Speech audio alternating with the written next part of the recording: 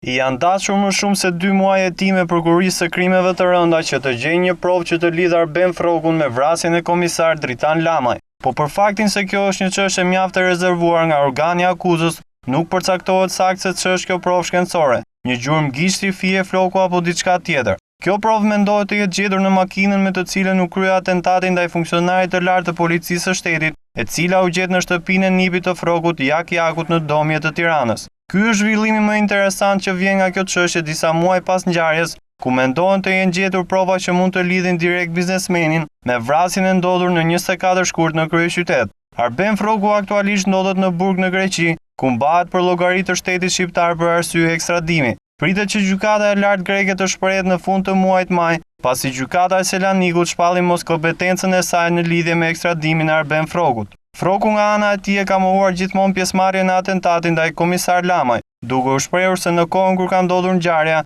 ai ka qenë në Elbasan rrugës për në Greqi. Ndërsa mbeten për t'u parë zhvillimet e mëtejshme të çështjes, duke qenë se kjo është një provë mjaft e rëndësishme në duart e organit të akuzës.